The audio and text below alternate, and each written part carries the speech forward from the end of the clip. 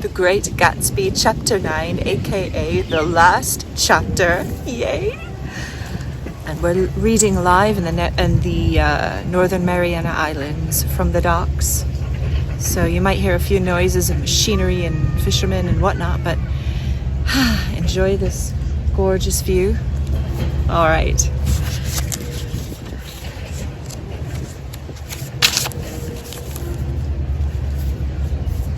After 2 years, I remember the rest that day, and the night and the next day, only as an endless drill of police and photographers and newspapermen in and out of Gatsby's front door. A rope stretched across the main gate, and a policeman by it kept out the curious but little boys soon discovered that they could enter through my yard, and there were always a few of them clustered about, open-mouthed, about the pool. Someone with a positive manner, perhaps a detective, used the expression madman as he bent over Wilson's body that afternoon, and the adventitious authority of his voice set the key for the newspaper reports next morning. Most of those reports were a nightmare, grotesque, circumstantial, eager, and untrue. When McAllis's testimony at the inquest brought to light Wilson's suspicions of his wife, I thought the whole tale would shortly be served up in racy pasquinade. Pasquinade, there's another word I don't know. But Catherine, who might have said anything, didn't say a word.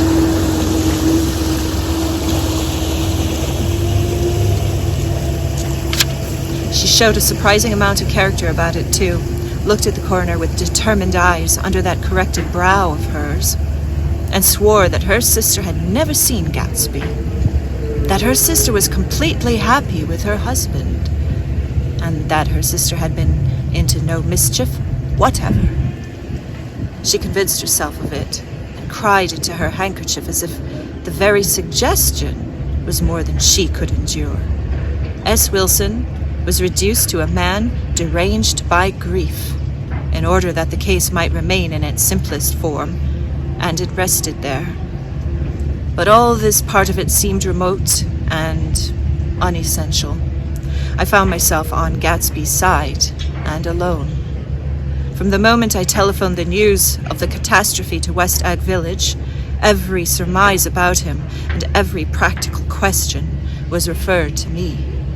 At first, I was surprised and confused. Then, as he lay in his house and didn't move or breathe or speak, hour upon hour, it grew upon me that I was responsible because no one else was interested. Interested, I mean, with that intense personal interest to which everyone has some vague right at the end.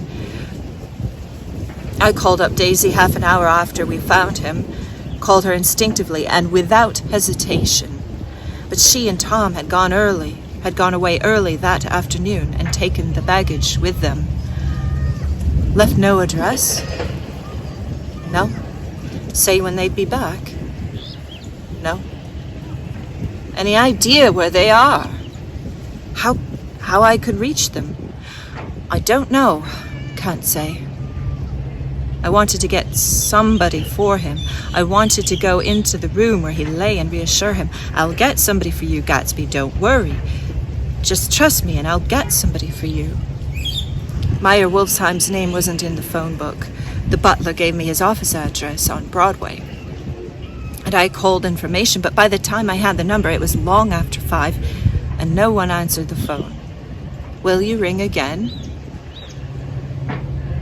I've rung them 3 times. It's very important. Sorry, I'm afraid no one's there.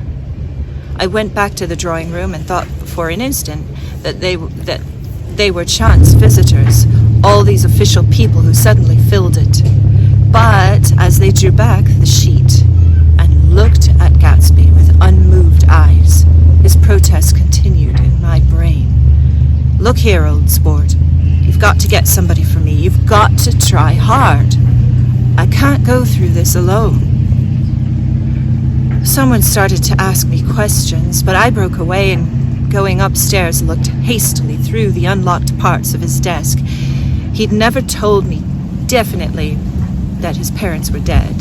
There was nothing, only the picture of Dan Cody, a token of forgotten violence, staring down from the wall. Next morning I sent the butler to New York with a letter to Wolfsheim, which asked for information and urged him to come out on the train.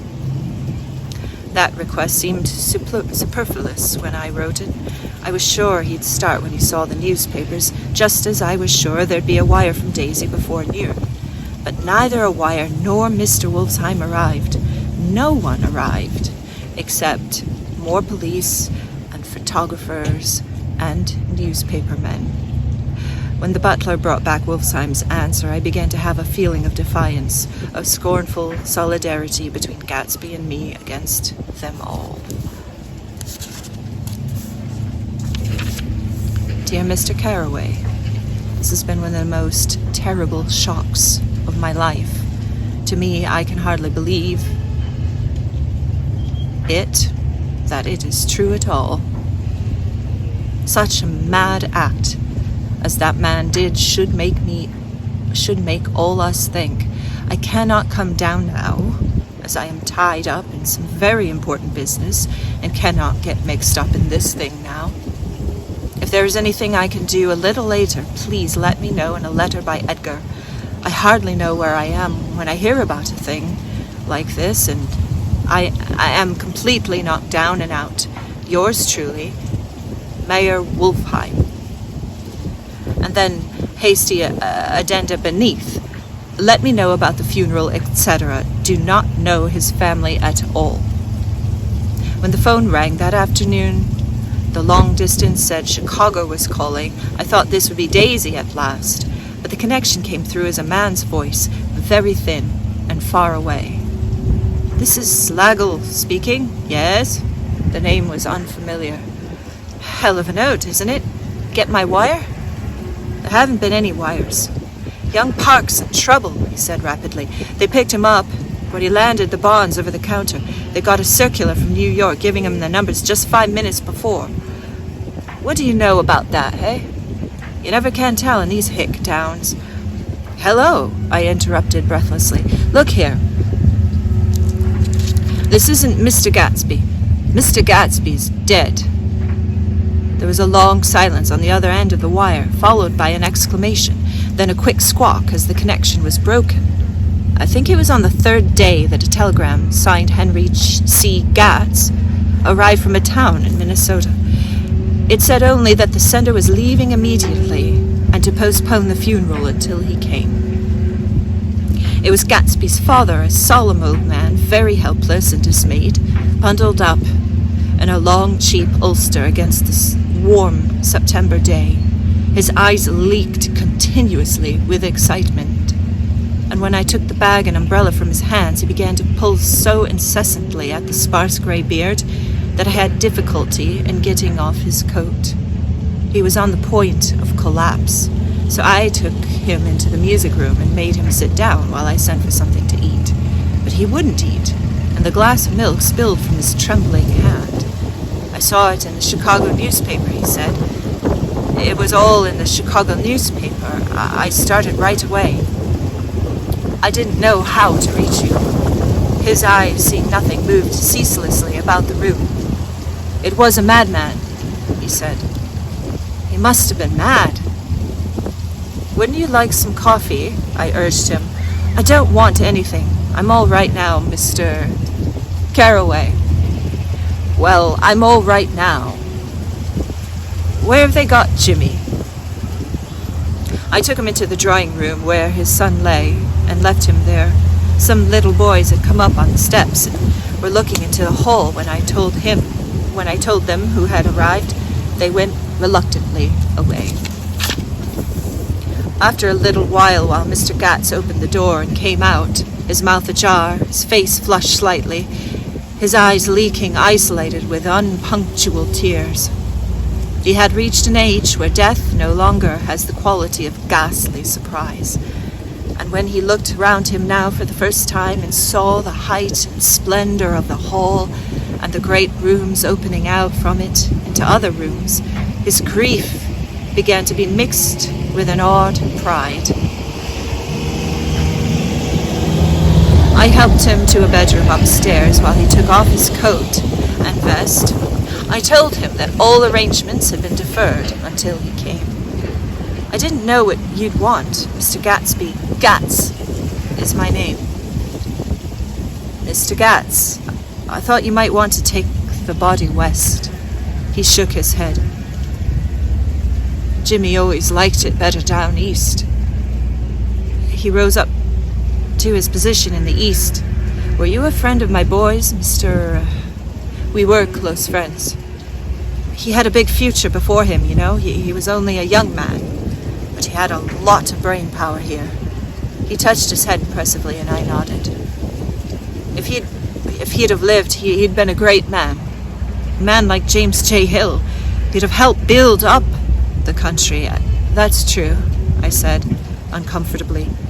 He fumbled at the embroidered coverlet, trying to take it from the bed, and lay down stiffly, was instantly asleep. That night, an obviously frightened person called up and demanded to know who I was before he would give his name. This is Mr. Carroway, I said. Oh, he sounded relieved. This is Klipspringer. I was relieved too, for that seemed to promise another friend at Gatsby's grave. I didn't want it to be in the papers and draw a sightseeing crowd, so I'd been calling up a few people myself. They were hard to find. The funeral's tomorrow, I said. 3:00, here at the house. I wish you'd tell anybody who'd be interested. Oh, I will, he broke out hastily. Of course, I'm not likely to see anybody, but if I do. His tone made me suspicious. Of course, you'll be there yourself. Well, I'll certainly try. What I called up about is... Wait a minute, I interrupted. How about saying you'll come? Well, the fact is, the truth of the matter is that I'm staying with some people up here in Greenwich, and they'd rather expect me to be with them tomorrow. In fact, there's a sort of picnic or something. Of course, I'll do my very best to get away.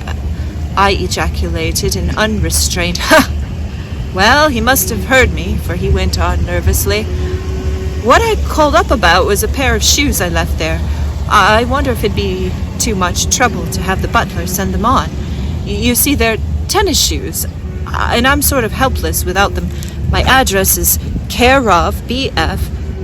I didn't hear the rest of the name because I hung up the receiver. After that, I felt a certain shame for Gatsby. One gentleman to whom I telephoned implied that he had got what he deserved.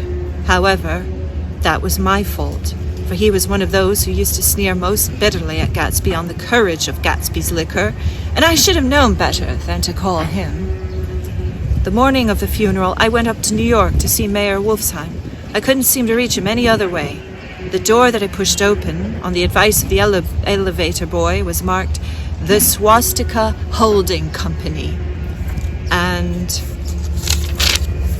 at first there didn't seem to be anyone inside, but when I'd shouted hello several times in vain, an argument broke out behind a partition, and presently a lovely Jewess appeared at an interior door and scrutinized me with black, hostile eyes.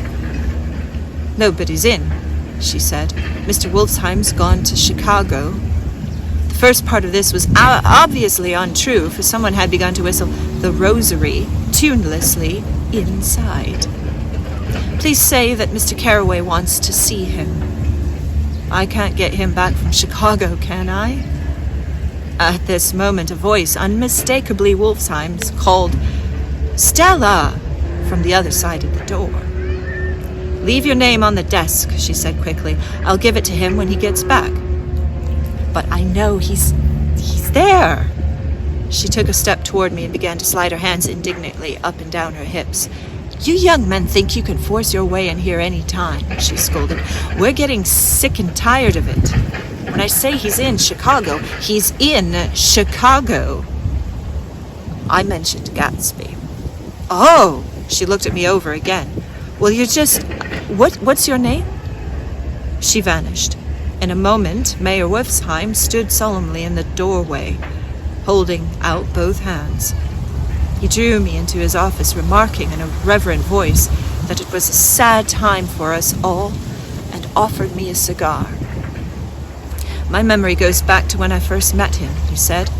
A young major just out of the army and covered over with medals he got in the war. He was so hard up he had to keep on wearing his uniform because he couldn't buy some regular clothes. First time I saw him was when he come into Weinbrenner's pool room at 43rd Street and asked for a job. He hadn't eat anything for a couple of days. Come on to have some lunch with me, I said. He ate more than $4 worth of food in half an hour. Did you start him in business? I inquired. Start him? I made him. Oh. I raised him up out of nothing, right out of the gutter. I saw him right away. He was a fine-appearing, gentlemanly young man. And when he told me he was at Oxford, I knew I could use him good. I got him to join up in the American Legion, and he used to stand high there. Right off, he did some work for a client of mine up to Albany. We were so thick like that and everything. He held up 2 bulbous fingers. Always together. I wondered if this partnership had included the World Series transaction in 1990. Now he's dead, I said, after a moment. You were his closest friend, so I know you'll want to come to his funeral this afternoon. I'd like to come. Well, come then. The hair in his nostrils quivered slightly, and as he shook his head, his eyes filled with tears. I can't do it. I can't get mixed up in it, he said. There's nothing to get mixed up in it. There's nothing to get mixed up in. It's all over now.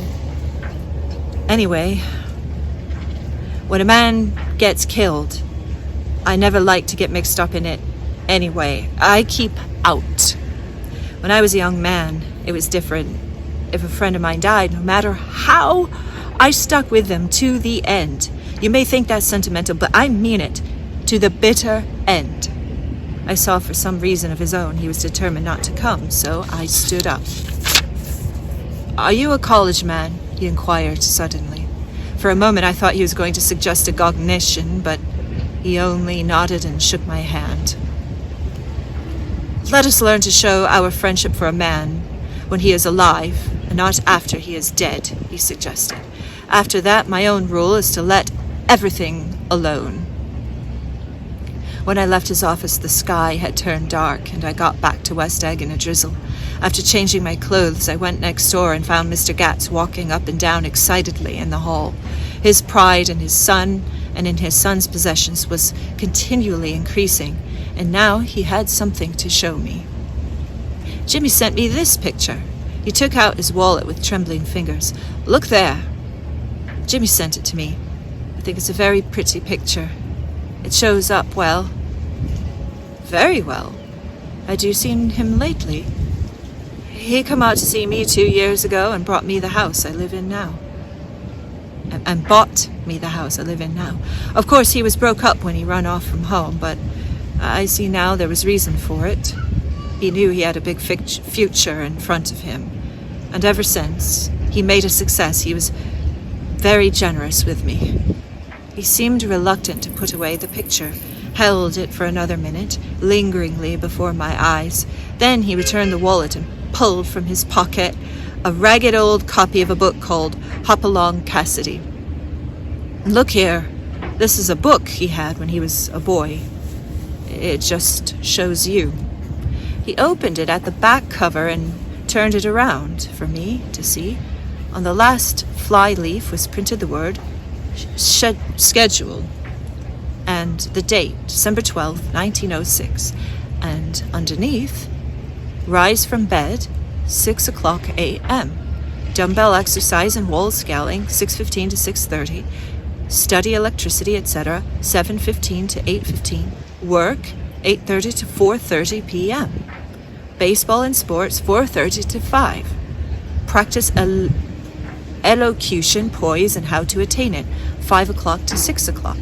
Study needed invention, 7 o'clock to 9 o'clock. General resolves. No wasting time at Schefter's or a name indecipherable. No more smoking or chewing. Bath every other day. Read one improving book or magazine per week. Save $5, crossed out. $3 per week. Be better to parents. I come across this book by accident, said the old man. It just shows you, don't it? It just shows you. Jimmy was bound to get ahead. He always had some resolves like this or something. Do you notice what he's got about improving his mind? He was always great for that. He told me I ate like a hog once. It must be a misprint. It must be I eat. I eat like a hog once, and I beat him for it.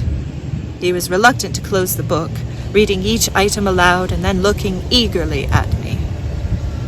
I think he rather expected me to copy down the list for my own use. A little before 3, the Lutheran minister arrived from Flushing, and I began to look involuntarily out the windows for other cars. So did Gatsby's father. And as the time passed, and the servants came in and stood waiting in the hall, his eyes began to blink anxiously, and he spoke of the rain in a worried, uncertain way. The minister glanced several times at his watch, so I took him aside and asked him to wait for half an hour, but it wasn't any use. Nobody came. About 5 o'clock, our procession of 3 cars reached the cemetery and stopped in a thick drizzle beside the gate. First, a motor hearse, horribly black and wet, then Mr. Gats and the minister and I in the limousine, and a little later, 4 or 5 servants and the postman from West Egg and Gatsby's station wagon, all wet to the skin. As we started through the gate to the cemetery, I heard a car stop, and then the sound of someone splashing after us over the soggy ground. I looked around. It was the man with the owl-eyed glasses whom I found marveling over Gatsby's books in the library one night 3 months before. I'd never seen him since then. I didn't know how he went about the funeral or even his name. The rain poured down on his thick glasses, and he took them off and wiped them to see the protecting canvas unrolled from Gatsby's grave. I tried to think about Gatsby then for a moment, but he was already too far away, and I could only remember without resentment that Daisy hadn't sent a message or a flower.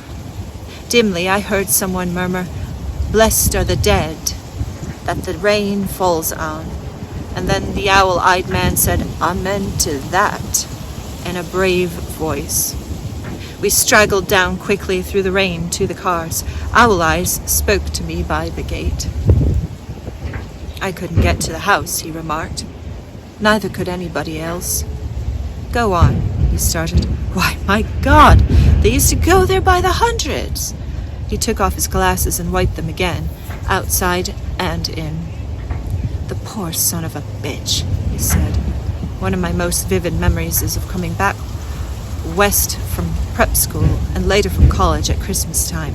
Those who went farther than Chicago would gather in the old, dim Union Station at 6 o'clock of a December evening with a few Chicago friends, already caught up in their own holiday gaieties, to bid him a hasty goodbye. I remember the fur coats of the girls returning from Miss This or That's, and the chatter of frozen breath, and the hands waving overhead as we caught sight of old acquaintances, and the matchings of invitations. "Are you going to the Ordways, the Hersheys, the Schultzes?" And the long green tickets clasped tight in our gloved hands. At last the murky yellow cars of the Chicago, Milwaukee, and St. Paul Railroad, looking cheerful as Christmas itself on the tracks beside the gate. When we pulled out into the winter night, and the real snow, our snow, began to stretch out beside us and twinkle against the windows, and the dim lights of the small Wisconsin stations moved by, A sharp, wild breeze came suddenly into the air. We drew in deep breaths of it as we walked back from dinner through the cold vestibules, unutterably aware of our identity with this country for one strange hour before we melted indistinguishably into it again. That's my Middle West. Not the wheat or the prairies or the lost Swede towns, but the thrilling returning of trains of my youth, and the street lamps and the sleigh bells and the frosty dark, and the shadows of holly wreaths thrown by the lighted windows on the snow. I am part of that, a little solemn with the feel of those long winters, a little complacent from growing up in the Caraway House in a city where dwellings are still called, through decades, by a family's name. I see now that this has been a story of the West, after all. Tom and Gatsby, Daisy and Jordan and I. We're all Westerners, and perhaps we possess some deficiency in common, which made us subtly unadaptable to Eastern life. Even when the East excited me most, even when I was most keenly aware of its superiority to the bored, sprawling, swollen towns beyond the Ohio, with their interminable inquisitions, which spared only the children and the very old, even though it had always, for me, a quality of distortion. West Egg especially still figures in my more fantastic dreams.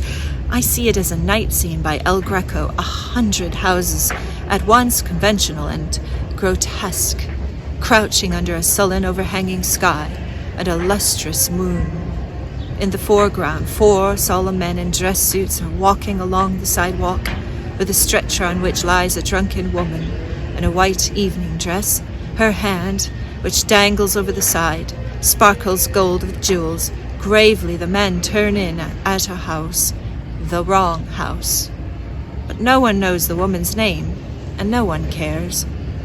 After Gatsby's death, the East was haunted for me like that, distorted beyond my eyes' power of correction. So when the blue smoke of brittle leaves was in the air, and the wind blew the wet laundry stiff on the line, I decided to come back home. There was one thing to be done before I left, an awkward, unpleasant thing that perhaps was better to have been let alone. But I wanted to leave things in order and not just trust that obliging and indifferent sea to sweep my refuse away. Refuse.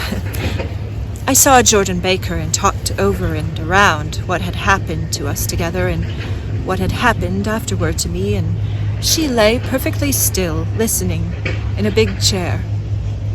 She was dressed to play golf, and I remember thinking she looked like a good illustration, her chin raised a little jauntily, her hair the color of an autumn leaf, her face the same brown tint as the fingerless glove on her knee. When I had finished, she told me without comment that she was engaged to another man. I doubted that, though there were several she could have married at the nod of her head, but I pretended to be surprised. For just a minute I wondered if I wasn't making a mistake. Then I thought it all over again, quickly, and got up to say goodbye. "Nevertheless, you did throw me over," said Jordan suddenly. "You threw me over the telephone. I don't give a damn about you now, but it was a new experience for me, and I felt a little dizzy for a while." We shook hands. "Oh, and do you remember," she added, "a conversation we had once about driving a car?" "Why, not exactly. You said a bad driver was only safe until she met another bad driver. Well, I met another bad driver, didn't I? I mean, it was careless of me to make such a wrong guess. I thought you were rather an honest, straightforward person. I thought it was your secret pride." "I'm thirsty," I said. "I'm 5 years too old to lie to myself and call it honor." She didn't answer, angry and half in love with her, and tremendously sorry, I turned away. One afternoon late in October, I saw Tom Buchanan. He was walking ahead of me along Fifth Avenue in his alert, aggressive way. His hands out a little from his body as if to fight off interference, his head moving sharply here and there, adapting itself to his restless eyes. Just as I slowed up to avoid overtaking him, he stopped and began frowning into the windows of a jewelry store. Suddenly, he saw me and walked back, holding out his hand. "What's the matter, Nick? Do you object to shaking hands with me?" "Yes, you know what I think of you."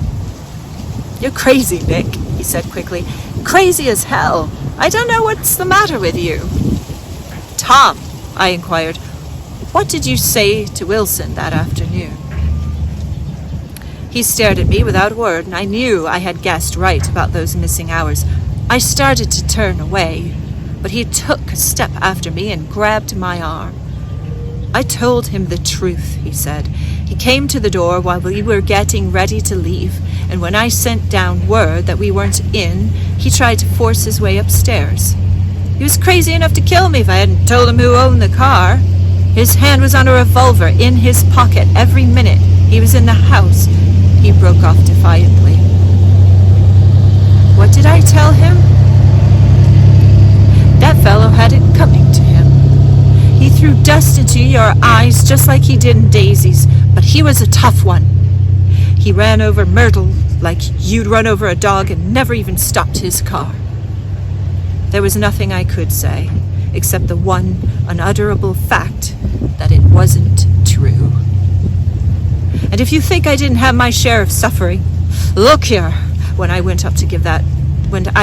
to give up that flat and saw that damn box of dog biscuits sitting there on the sideboard, I sat down and cried like a baby. By God, it was awful. I couldn't forgive him or like him, but I saw that what he had done was, to him, entirely justified. It was all very careless and confused. They were careless people, Tom and Daisy. They smashed up things and creatures and then retreated back into their money or their vast carelessness, or whatever it was that kept them together, and let other people clean up the mess they had made. I shook hands with him. It seemed silly not to, for I felt suddenly as though I were talking to a child. Then he went into the jewelry store to buy a pearl necklace, or perhaps only a pair of cuff buttons, rid of my provincial squeamishness forever. Gatsby's house was still empty when I left. The grass on his lawn had grown as long as mine. One of the taxi drivers in the village never took a fare past the entrance gate without stopping for a minute and pointing inside. Perhaps it was he who drove Daisy and Gatsby over to East Egg the night of the accident, and perhaps he made it a story about it all his own. I didn't want to hear it, and I avoided him when I got off the train. I spent my Saturday nights in New York because those gleaming, dazzling parties of his were with me so vividly that I could still hear the music and the laughter, faint and incessant from his garden, and the cars going up and down his drive. One night I did hear a material car there and saw its lights stop at his front steps. But I didn't investigate. Probably it was some final guest who had been away at the ends of the earth and didn't know that the party was over. On the last night, with my trunk packed and my car sold to the grocer, I went over and looked at the huge, incoherent failure of a house once more. On the white steps, an obscene word scrawled by some boy with a piece of brick stood out clearly in the moonlight, and I erased it, drawing my shoe raspily along the stone. Then I wandered down to the beach and sprawled out on the sand. Most of the big shore places were closed now, and there were hardly any lights except the shadowy, moving glow of a ferry boat across the sound. And the moon rose higher, the inessential houses began to melt away, until gradually I became aware of the old island here that flowered once more of Dutch sailors' eyes, a fresh green breast of the New World, its vanished trees, the trees that had made way for Gatsby's house, had once panted in whispers to the last and greatest of all human dreams. For a transitory, enchanted moment man must have held his breath in the presence of this continent, compelled into an aesthetic compilation he neither understood nor desired, face to face for the last time in history with something commensurate